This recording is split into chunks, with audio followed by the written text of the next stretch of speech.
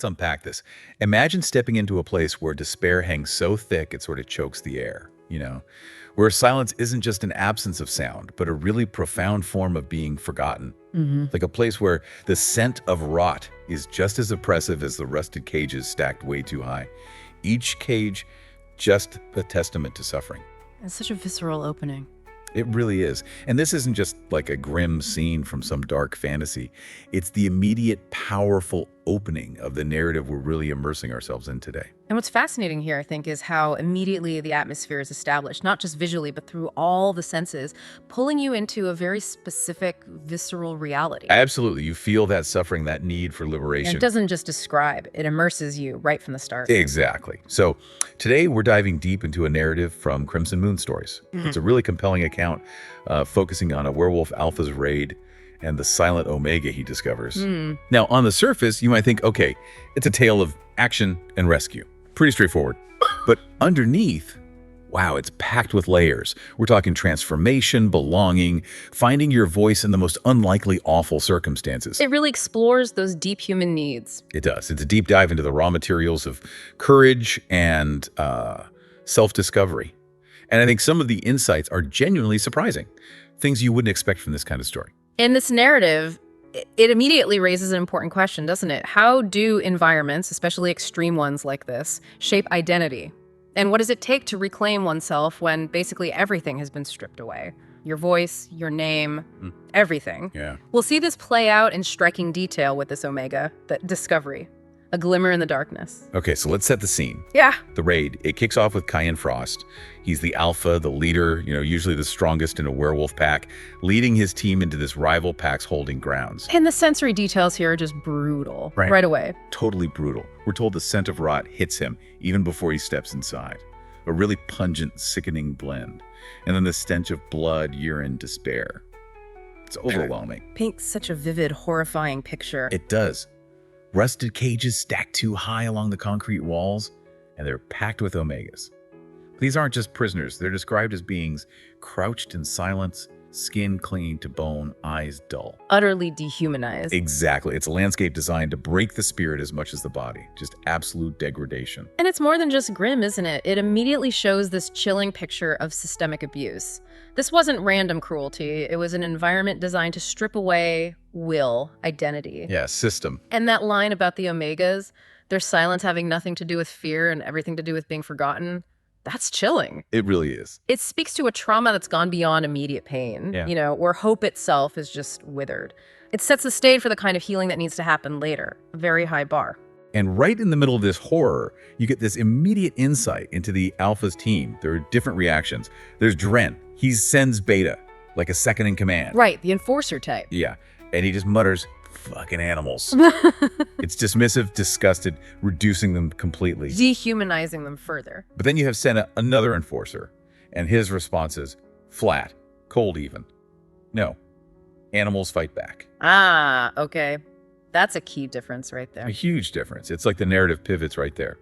Amidst all that despair, Sen's observation hints at a completely different kind of strength, a resilience that maybe still exists even in the most broken state. It's a subtle but really significant contrast in philosophy, isn't it? It sets him apart from Dren's more brutal outlook immediately. Totally. And what's compelling about that line, animals fight back, is how it immediately sets up this core theme for the whole story. But what does real strength look like? Where does it actually come from? Like not just claws and teeth. Exactly. It suggests strength isn't just external aggression or dominance. It could be this internal spark, this unyielding thing that survives even when everything seems crushed. Yeah, like a hidden ember. Precisely.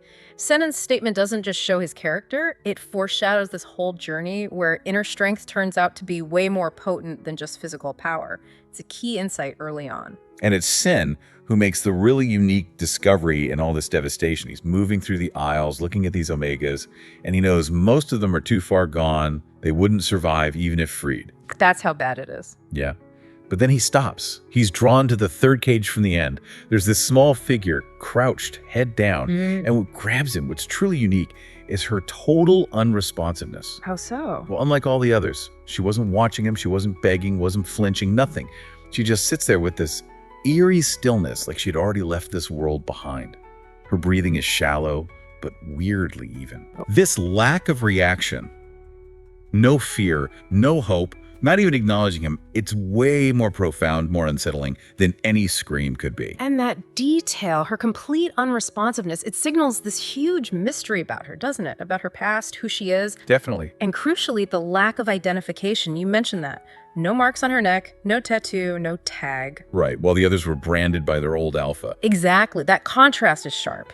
This absence of the usual marks suggests something different. Either she was kept hidden, maybe, or her identity was so erased that even branding wasn't considered necessary by whoever held her. Irrelevant, maybe. Or relevant, yeah. It marks her as this complete unknown among the captives, hints at a past far more complex than just being captured. And you see Sam, this alpha, naturally dominant, try to exert that authority. He crouches down, tells her, look at me. I said, look at me. His voice is tight, commanding. Nothing, not a twitch. Dren, his beta, even asks if she's deaf. Shen repeats it, tighter still, almost talking to himself. She's ignoring me. That shouldn't have been possible. Wow. That is a huge moment. Monumental. It's an aha moment because it just completely defies the natural order of their world. Alphas are supposed to get a response, right? Even from wild wolves. It's primal. Their aura demands it, basically. Exactly. But this girl, nothing. It's not defiance. It's this profound, unsettling stillness. And yet, in that silence, senses something paradoxical. A faintest trace of wolf in her, buried deep and silent. So even in that stillness, there's something of the wolf left. Buried deep, yeah. That interaction, it really forces you to question the nature of power, control, and maybe true connection. Sen expects deference because he's an alpha. That's how his world works. Right. Her unresponsiveness forces him to confront something totally different. Someone whose will is maybe so deeply buried or altered by trauma that it just doesn't register external dominance cues anymore. It's not rebellion, it's detachment. Exactly. A profound, almost spiritual detachment. And that challenges his whole understanding of his own power, the rules of his world. And that's what grabs his attention deeper than just a rescue. And then comes the moment. The pivotal moment. He doesn't understand why, but he reaches through the bars, grabs her wrist. Just an impulse. Seems like it. And the instant his skin touches hers, bang. Something profound happens. He feels this throb behind his eyes. And his wolf, the part of him that's been silent for years, it howled so loud it knocked the air from Kayen's lungs. Whoa. Silent for years. Yeah, he staggers back, totally disoriented, heart pounding, eyes burning gold, raw power just flooding him. Dren shouts, "Alpha!" because it's so unprecedented. So his wolf just wakes up. Instantly. The description is intense, clawing inside his chest, awake for the first time in years, and it wanted her. Yeah. Overwhelming primal resurgence. What's so fascinating and disruptive, really, is how raw and unbidden that connection is. The narrative makes a point of saying no ceremony, no ritual, no mating, just contact that shouldn't have happened. Right, it bypasses everything. Totally. And Sen's immediate guttural reaction, she's mine now. It doesn't feel like abusive possession in that moment. It feels like this undeniable recognition, a soul-deep resonance. A bond snapping into place. Exactly. Instantly formed, completely outside all their societal rules and customs. It suggests some connections aren't made by ritual, but by this almost elemental force, this resonance that just dictates a future neither of them saw coming. That one touch changes everything for him. 2, the Frost Territory, a sanctuary of silent struggle. So by nightfall, they're back at the Frost Territory fortress. And the description itself tells you a lot. High stone walls like jagged teeth against the sky. Warriors at the gates, wolves pacing outside. It screams security. A formidable place. Definitely. A deliberate, stark contrast to those awful kennels. And Singh's actions the second they arrive. They really speak volumes about his commitment to this unknown Omega. This fortress, it's more than just walls, isn't it? It becomes this symbolic sanctuary, a place where maybe, just maybe, healing can start. I hope so. And sends orders, put her in the south wing, heal her on standby, no visitors, no questions. They show this fierce, almost obsessive protective instinct kicking in immediately. He's not just bringing back a rescued captive. No, he's brought back someone he's claimed on this deep, primal level, even if nobody else gets it yet. His total focus on her well-being, shutting down any interference, it just underlines how significant this bond is already. Totally. And he even threatens his own pack, right? Yeah. If I hear a single whisper, I'll rip out the tongue that started it. That's not a casual threat. Not at all. It shows the absolute depth of his commitment, his refusal to let any more harm or judgment or even gossip touch her.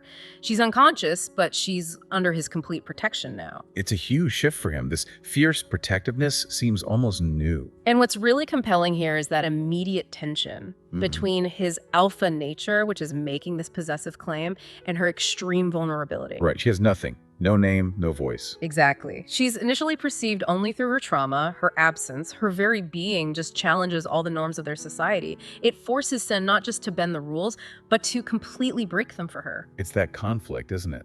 Dominance versus empathy. Yeah, and it sets the stage for a massive transformation Yeah. for both of them. Okay, so 3 days go by. The healer reports back. She's awake, but still no sound. Barely eats, flinches from every little movement. Classic trauma response. That key ingrained fear. But then, the key detail, that little glimmer, she calms down when you're near. Only near Sen. Ah, okay. So there's a connection forming, even subconsciously, maybe. Seems like it. Okay. And Sen, driven by this bond, this growing understanding, he keeps trying. Sits with her. You still won't speak. Do you know your name? You can feel the impact of her silence, her mouth slightly open, like she wants to speak but can't. That internal struggle must be agonizing. Yeah, the description says she opens and closes her mouth in this silent pantomime. It's heartbreaking. And this raises that point about how deep trauma physically manifests, doesn't it? Her silence isn't defiance, it's a visceral symptom of her past. She literally cannot voice herself. Yeah. But the fact that she calms only near Sen suggests this tiny seed of trust is there, recognizing safety despite the overwhelming fear. It's the first subtle sign the bond is reciprocal. Even without words. Especially without words, that nonverbal comfort is huge. And you see Sen getting frustrated by the silence, but it's like this protective instinct is overriding his alpha impatience now. He says, almost to himself, "You're no one, not even a whisper, but my wolf won't shut up about you." That's quite a statement. It is. And then he says something problematic, but pivotal. Huh. You belong to me. Oof. Ownership language. Yeah. And her breath actually hitches at that. Yeah. And the narrative says he hated himself for saying it. It's raw, uncomfortable. They're crucial. Definitely highlights the start of this complex, challenging relationship. A real dance between his ingrained alpha possessiveness and her desperate need for freedom for self. It really shows his internal conflict, doesn't it? And the societal structure he's caught in. He uses that language belong to me because it's the framework he knows. It's how his alpha mind articulates this powerful bond. It's all he has initially. Right. But his immediate regret, hating himself for it, shows that empathy is already there. He's recognizing her worth beyond just property. And her struggle for identity is so immediate, no name, no voice, perceived through absence. She challenges everything, pushing him to evolve past his programming. So despite Sidney's threats, word gets around the compound. Of course it does. Whispers always travel. Yep. They whisper about the unmarked Omega mute, this feral brought into the Alpha's home like she was royalty. They cruelly call her it. Dehumanizing her again. And Sen hears it, but he makes a conscious choice. Ignore it. He doesn't engage, doesn't confront them because that would validate it. He just gives her space, sacred space to just be. That's important, protecting her space. Yeah. One morning, he finds her curled up on the floor near the window, almost fetal. He doesn't push. He just places a slate and chalk beside her. Gently says, write it. Your name. Nothing. Write anything. An invitation, not an order. And that act, giving her the slate and then her writing girl, connecting that to the bigger picture, it's so much more than just writing a word. It's this primal act of self-definition, even if it's one born from trauma. It's the only identity she knows. Exactly. It's the first tangible assertion of a self, even a damaged one defined by her captors. It signals this huge shift from just passive existence to a tiny bit of agency, a quiet recognition of her own being. It grounds the whole story in that human struggle for identity, for self-worth. Definitely. And the moment itself is so raw. She slowly picks up the chalk, shaking fingers that have probably only known pain, and with these crude slanted letters, she writes one word, girl. Ugh, heartbreaking. And Sen stares at it, understands. Asks that what they called you. She just nods faintly, confirms it. It's her first communication, but it's just reflecting her imposed identity. They're still trapped in their definition of her. But Sen gently tells her, you're not girl, not it, not nothing, you understand me. And the narrative says for the first time, something shifts behind her eyes. A spark. Comprehension maybe, maybe even a hint of hope, like she's starting to see a new reality as possible. 3, the seeds of healing and empowerment. That night though, the trauma comes crashing back. She screams, but silently. Just these ragged, soundless sobs as she thrashes on the floor, trapped in a nightmare. Horrifying. And that bond with Sen snaps tight. He feels her panic instantly. He's there in seconds, waving the healer off, pure instinct taking over. Protocol out the window. Completely. He approaches slowly, cautiously, offers his hand, palm open. Peace gesture. She flinches hard, bares her teeth. Primal defense. Understandable. But then trembling, Almost imperceptibly, she reaches out, touches his fingers, and the moment their skin connects, the room goes still. Her breathing slows. She just collapses into this deep, exhausted sleep. Wow. Just the touch. Yeah, and he stays there all night, hand under hers, not sleeping, just watching over her. A silent vigil. What's fascinating there is Sen's intuitive response, right? He bypasses the healers, prioritizes her emotional need for comfort above everything. Yeah, it's all instinct. And that simple act, offering his hand, letting her initiate the touch, brings immediate calm. It's quiet, but incredibly powerful. It shows his unwavering presence, his growing attachment. It's laying the groundwork for trust in silence. And the nightmares keep happening. Right, it's not a one-time fix. No way. And eventually, Sen starts sleeping near her room. He tells the pack it's strategy, but he knows it's for her, for them. Protecting her, even in sleep. Yeah. And eventually, he just opens his arms one night during a nightmare, and she, still shaking, makes this incredibly brave choice to crawl forward and lean into him, finds solace right there. That's huge progress. Finding comfort in another person after what she's been through. It really speaks to the healing power of just presence, compassionate presence. Meanwhile, Dren, the beta, he's still skeptical, still pragmatic. He watches her eat raw meat, looking kind of wild, and mutters, "You sure she's not more beast than wolf?" Still seeing her as other. Totally. He questions Sen, allowing that thing near him, especially since she can't even speak, and flinches when a door opens. He just sees weakness, danger. He sees the trauma, not the person underneath. Exactly. But Sen's defense is quiet, firm, and shows this huge internal shift. She's not a threat. She's not anything. He's moving past judging her for what she lacks. He sees something deeper now. Refusing to define her by the trauma. Right.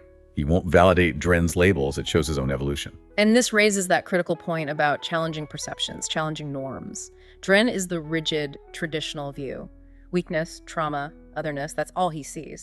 But Sen is starting to see her differently. Not through what she lacks, voice, name, past, but through her resilience, her survival, her potential. It's a radical shift in how strength is defined in their world. Acknowledging the trauma, but refusing to let it be the whole story. Exactly. It shows Sen growing as a leader and just as a person. And this shift in Sen leads him to make a really crucial, empowering decision. He starts teaching her to fight. Ah, okay. Interesting move. Yeah. And he's clear. Not against me, but to defend yourself, emphasizing self-mastery. This is huge for her empowerment, giving her agency over her own body, her safety, in a world that only ever took from her. Giving her tools back. Exactly. He gives her a padded stick, gently shows her a wrist twist. She mirrors it.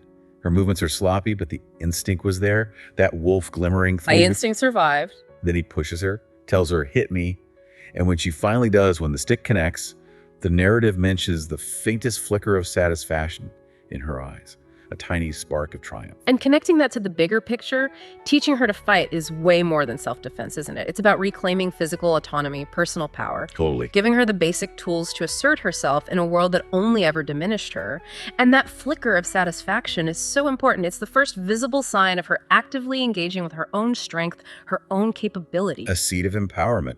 Yeah, a quiet defiance starting to bloom shows her spirit wasn't truly broken. It's a tangible step towards self-reclamation. The next really profound moment comes when Ken bathes her. Dren had questioned why she hadn't bathed yet, but Ken just quietly explained she wouldn't let anyone else touch her. So he does it himself. Yeah. Brings the water, undertakes this incredibly intimate, vulnerable act for both of them. He acknowledges she smells like blood and dirt, but says with amazing sensitivity, that's not a judgment, it's fact. Normalizing it, not shaming her. That's real care. He approaches slowly, deliberately, gives her every chance to pull back. She tenses, naturally, but doesn't recoil. And as he cleans her, he finds them. Dozens of scars, some healed badly jagged, some thin white lines, a map of suffering. Oh, God. And then the really horrifying discovery. A burn mark in the shape of a rune Whoa. right on her throat. Deliberate, magical cruelty. A rune. Oh, wow. And what's fascinating here is how this intimate act of care inadvertently reveals the true depth of her trauma. That rune isn't just a scar. It's a symbol of deliberate control, magical abuse, systemic cruelty. Chilling. Sen's immediate intuitive question, "You were silenced with magic," shows how much he's starting to understand the darker horrors she faced. He connects the dots. And the healer confirms it later. Suppression rune, old magic, outlawed. Designed not just to silence her voice, but to actively lock away her wolf. imprison her essence. Flawed magic. yeah. So it's powerful, dangerous stuff. Exactly, which makes Sen's immediate, unwavering belief she will speak again, even more profound. He has this faith in her strength that defies a magical curse. He won't, except that it's permanent. No, it's a testament to his belief in her. You also see this first real connection she makes with nature, a kind of balm for her spirit. Sen takes her out to this overgrown garden in the fortress, a little pocket of wildness. A safe space. Yeah, and her eyes scanning everything like a child seeing snow for the first time. Every leaf, flower, texture seems to fascinate her. She picks rosemary, healing, memory, and inhales it, and just this flicker of peace crosses her face. A rare moment of calm. Finding solace in nature, and Sen, always watching, realizes she has this hidden skill. Asks, "They taught you healing?" She nods slightly. Another hidden part of her past revealed. Ah, so she has inherent abilities. Seems so. And then the grim understanding hits Sen. You weren't just caged, you were used. Another layer of exploitation. Her natural gifts twisted for someone else's game. Which raises that question about hidden knowledge resilience, doesn't it? How even in the worst places, skills and instincts can be honed, becoming this quiet source of power. Yeah, they couldn't take everything. Her connection to plants, her healing knowledge, suggests this innate wisdom, this sensitivity that her captors likely recognized and exploited. It's another key piece of her identity that was suppressed and twisted, but crucially not destroyed. It sets her apart even more. Definitely. Suggests there was always something valuable within her that the previous alpha saw and weaponized. And then, the breakthrough. A raw explosion of her suppressed self. This junior warrior, Corinne, tries to throw his weight around in the garden, tells her to go back to her room. Misplaced authority. Her reaction is instant, profound. She freezes, quotas like a spring, every muscle tight, and then a sound. Low and broken, but unmistakably a growl. She growled, her first sound. Yes, a primal animal assertion of self. And Ken moves like lightning, a blur of protective fury. Slams Corin against the wall, snarling, "She is not yours to command. Touch her again and I'll peel the skin from your bones." Terrifying intensity. Wow. Total protection. And connecting that to the bigger picture, her first sound isn't a word, it's a growl. A visceral, fundamental reclaiming of her animal self, her wolf. Directly linked to Sen defending her. Exactly. It's a powerful statement about agency, about the protective instinct igniting something deep within her. Trauma suppressed her voice, her humanity, but aggression born from self-preservation, from asserting herself, sparks it back to life. She looked surprised it came from her, apparently. Right, the narrative says she looked like she didn't know that sound had come from her. And since quiet, powerful validation, you growled, good, just solidifies this huge transformative step. The first roar of a silenced soul. 4. Lyra's emergence. Voice, name, and wolf. So Ken keeps working on giving her an identity beyond just girl, that cruel label.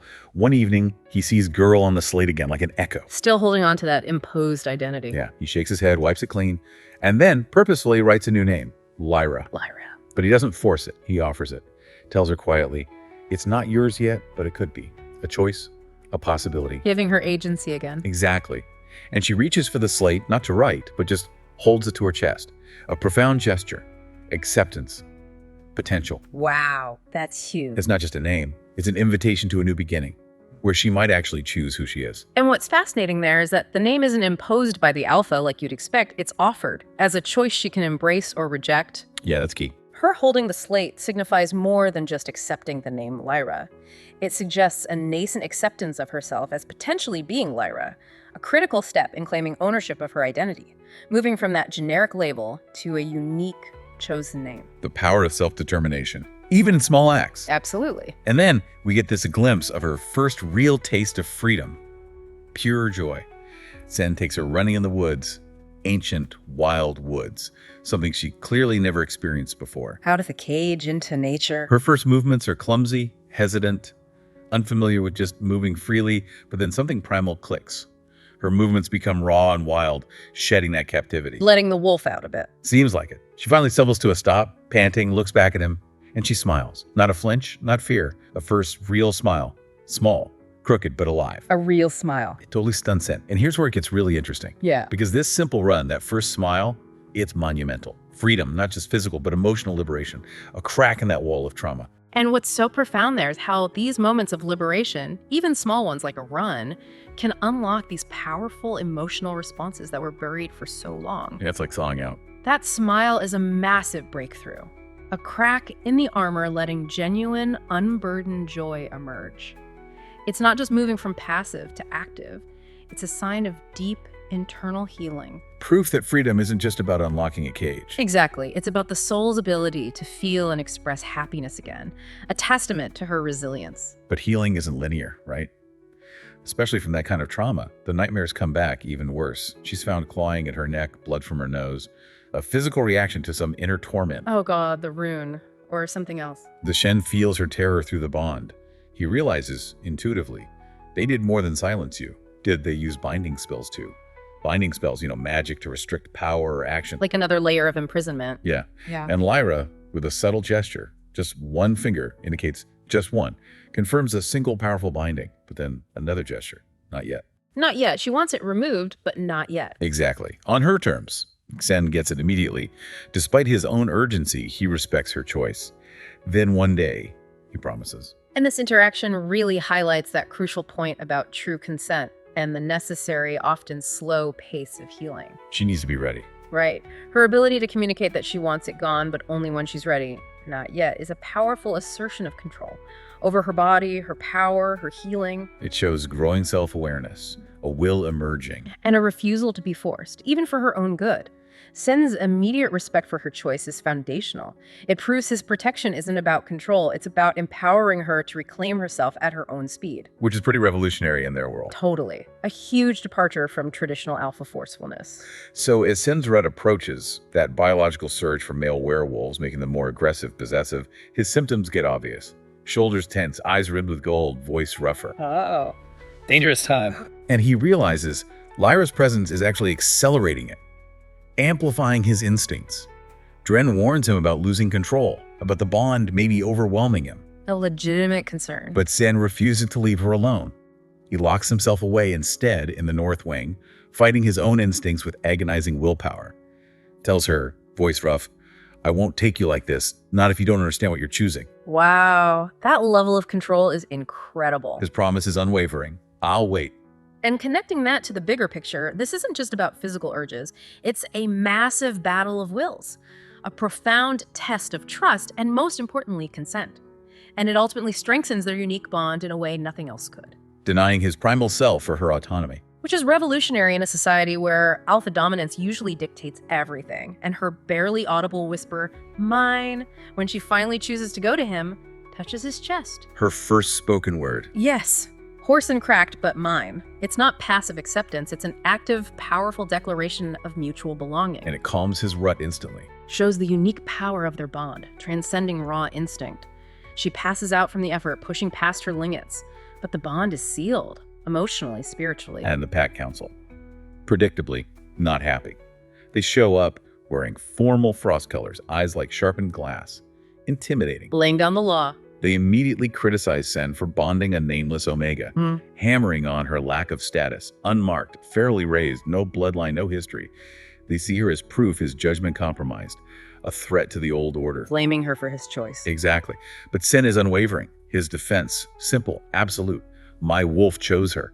He refuses their demand to mark her immediately. Not yet, he says, standing firm against tradition, even facing exile. Now, he's choosing her over everything. And what's so illuminating there is Sen's sharp insight into their hypocrisy, their classism. She calls them out. If she were a ranked Omega, you'd praise me for uplifting her. But because she came from a cage, she's expendable. Boom. Nails it. It directly challenges their whole power structure, where bloodline trumps inherent worth or a true bond. His defiance isn't just love. It's a stand for a more just pack, a move away from the rigid old ways. Meanwhile, Lyra keeps healing, slowly, subtly. Copying letters, tracing shapes, mouthing words, relearning speech itself. Painstaking work. During a run in the woods, that place of freedom, she mimics a bird's cry, raspy but audible. Then, small words tentatively, easier now. Sane, always watching, gently affirms, you're healing. Progress. Slow but real. And then, a truly significant moment. For the first time, she initiates touch. Reaches for his hand. She reaches for him. Yes, no longer him reaching for her. It's her choice to connect. A powerful act of trust, of growing connection, on her terms. That speaks volumes, and this raises that point about inner strength again and the impact of validation. Her wolf wasn't gone, it was bound, silenced. Her struggle to reconnect with her voice, her wolf, it's a metaphor for reclaiming those deeply suppressed parts of yourself. Finding the lost pieces. And Sen's unwavering faith. You are more wolf than most alphas I know. Even if I never shift, yes, you're still mine.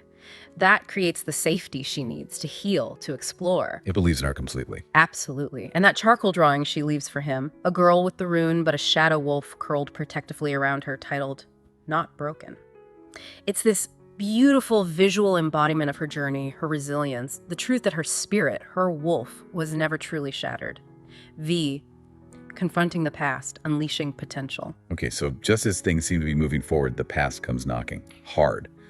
Malrech arrives, the former alpha of the Red Hill Pack, the source of her torment. Oh no, the architect of her suffering. Yeah, Malrech senses his wrath, his anger through their bond even before he sees him. A chilling warning.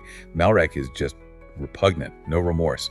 Still sees Lyra as property, saying she's worth gold now. Unbelievable. He cruelly details her branding by his healers, twisting care into violence, even taunts Sen, asking if she's sleeping in your bed. Just pure malice. And what's compelling here is Malrech isn't just a villain. He's the living embodiment of her trauma. His return forces this direct confrontation with her deepest fears, the source of her silencing. There's no escaping it now. And Sen's rage is explosive. She is mine now. If you step foot past my gate again, I'll bury you beneath it. Total protective fury.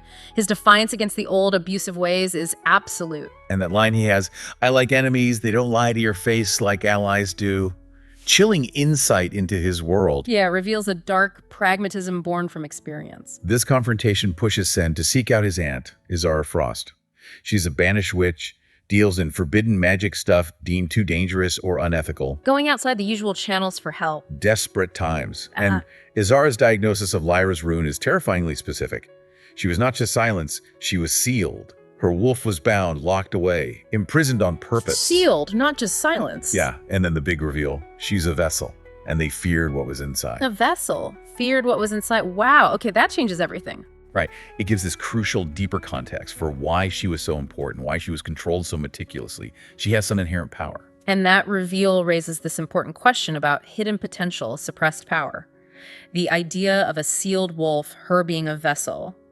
It elevates her story beyond just personal trauma. It means she has this innate power, something extraordinary that others feared and tried to contain because it threatened their order. Her silence wasn't random abuse. No, it was calculated, deliberate. To contain something exceptional within her, it completely recontextualizes her journey. So the ritual to break the seal, it's intense, demands everything from Lyra. Ancient sigils drawn with her own blood, binding her to the magic. High-stakes magic. Izara gives the final instruction. She must call her wolf and accept it. It has to come from within Lyra, her own will. She has to choose it. Despite the pain, the fear, Lyra makes that choice. Voices her deepest desire. I want it back. I want me back. Powerful. Taking ownership. And then the transformation happens. Her body writhes, the rune pulses dark light, then cracks, bleeds, and then burning gold. A howl low, fierce roar tears out of her. Her eyes glow silver. Her wolf was awake. Rebirth. Loud and undeniable. And connecting that to the bigger picture, it's this literal and symbolic shattering of the past. An alchemical transformation almost. Her conscious choice, I want me back, is the ultimate act of reclaiming her identity, her agency, her power. Everything she was denied. The breaking of the rune, the emergence of her wolf, it's not just physical. It's the profound, triumphant reintegration of that fundamental part of herself that was imprisoned. This is the moment she truly steps into her birthright. Not just a survivor, but a force. Her first full shift into wolf form is next. Beautiful, but scary for her at first. I'm scared it won't stop, she admits. That trauma of control lingers. Understandable fear. But Shen guides her gently. She transforms into this small, white, live wolf, elegant, swift.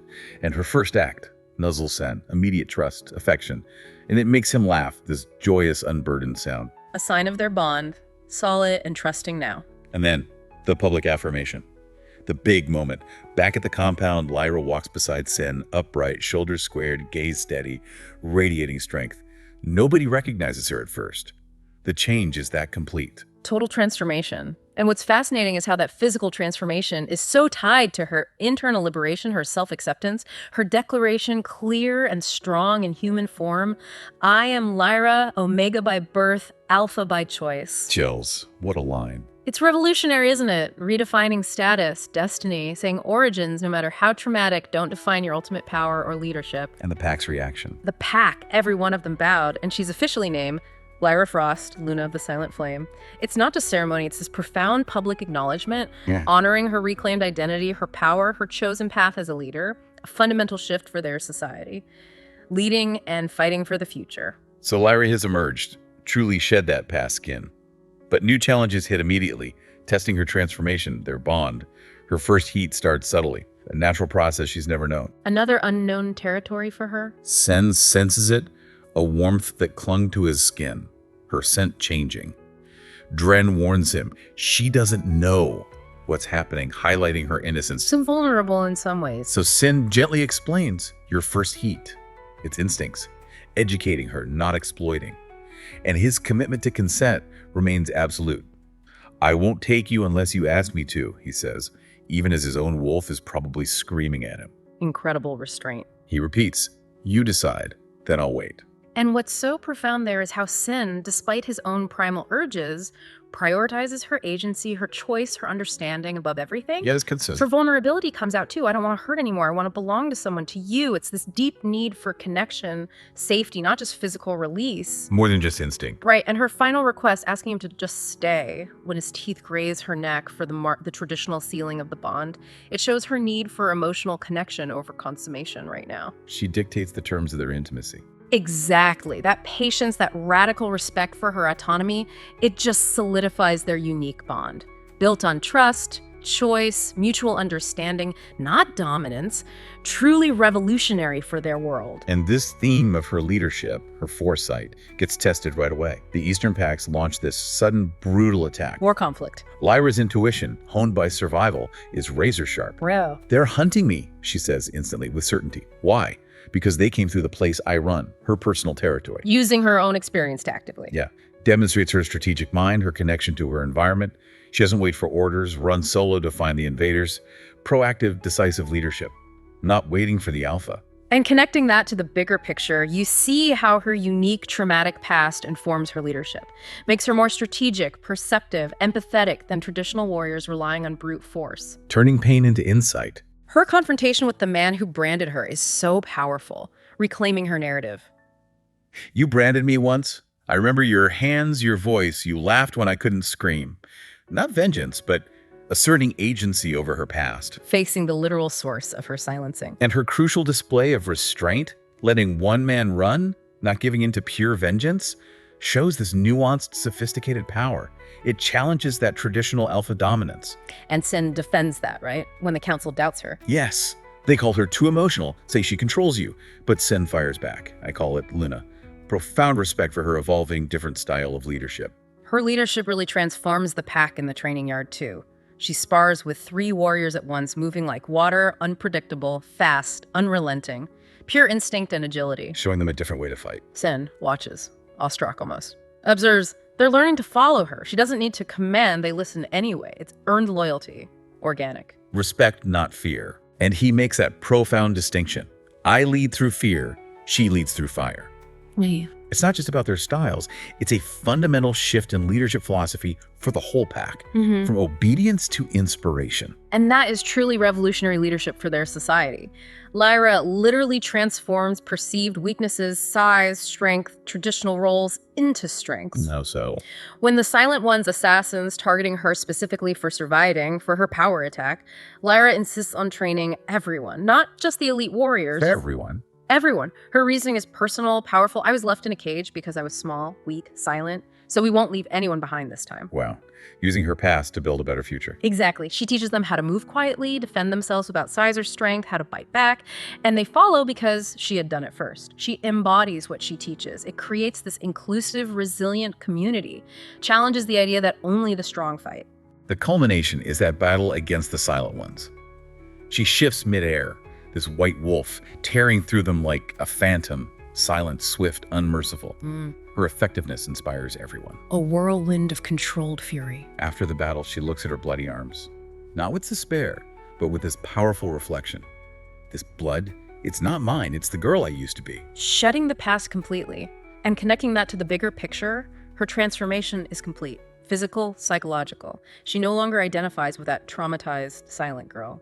The blood is symbolic, shedding the past identity, fully embracing her power, her role, her true self. More than survival, transcendence. Exactly, a victory of spirit over suffering. But even after all this, the council remains skeptical, still afraid of change, of what you represent, the disruption she brings. Old habits die hard, fear of the unknown. But Lyra stands before them now, totally self-possessed, declares, I am not here to ask for acceptance, I am here to earn it. And quietly, I am here to lead. Taking her place. The private marking ritual, chosen by Lyra, is groundbreaking. Chen offers his wrist first, a radical inversion of tradition. Mark me too. Let it be equal. Equal. Wow. That is revolutionary. Her powerful bite, then his gentle one. The bond exploded. Shared memories, emotions flooding, then settles into peace. And that equal mark is so significant, it redefines everything. No longer Alpha marking Luna as possession. Sen being marked first symbolizes true partnership, radical equality, mutual respect. A bond of equals. Totally. Built on parity, not dominance. And her new identity isn't just wearing his mark. The text says more than that she wore herself as Luna. A self-actualized leader, both bonded and sovereign. A future built on shared strength. The story builds to this final war. All Voss, another traditional alpha, targets Lyra specifically, calls her a threat to the old ways. The past fighting back one last time. Lyra's defiant response crystallizes her journey. I'm a threat to those who enslave in silence. Ten and Lyra, unified, rally the pack, fighting not just for land, but for survival, for freedom, for the future. The future they're building together. Lyra confronts all Voss before the battle, rejects his demand to stand down, refuses to be silenced ever again. Standing her ground. And this raises that powerful point about the cost of leadership, the loyalty it inspires. Dren's sacrifice, the initial skeptic saving Lyra. Tragic, but shows how far they've come. His final words, the pack needs you both, underscore their impact. They've transformed even the hardened hearts. Their joint leadership is now seen as essential for survival, for evolution. And after the victory, Her final speech is the emotional peak. Rejecting power for herself, dedicating it to the voiceless. I don't speak for power, I speak for those who can't. The ones in cages, the ones forgotten. You gave me a name, so I'll give you hope. powerful, brings it full circle. The pack bows again. It's a declaration that their leadership serves the collective good. A beacon of hope. Bound by love, forged by battle, ready for whatever comes next. A vision of a truly transformed society. So what does this all truly mean? We've gone on quite a journey here, haven't we? From that oppressive silence, those forgotten places, right through to this powerful, clear voice emerging. A remarkable arc. We've seen how just one act of maybe radical compassion, that intuitive connection, how it can spark this profound journey of self-discovery, transforming silent trauma into this strong, empathetic leadership. Yeah, Lyra's journey from that unnamed captive to a powerful, compassionate Luna. It's an incredible story of resilience, of choosing your own identity and finding a new way to lead through inspiration. That fire, not fear. Definitely. And this narrative, even with its fantasy elements, it really raises a personal question for you, the listener, doesn't it? Yeah. Where in your own life might you be carrying a kind of suppression rune, a metaphorical silence holding you back? Or maybe a silenced wolf. Exactly, that primal part of yourself waiting to be reclaimed. What does it really mean to claim your own name? Find your own voice. Step into your own power, not just for yourself, but maybe to help others find theirs too. That's a deep question to sit with. And as we close out this deep dive, here's a final thought to maybe mull over.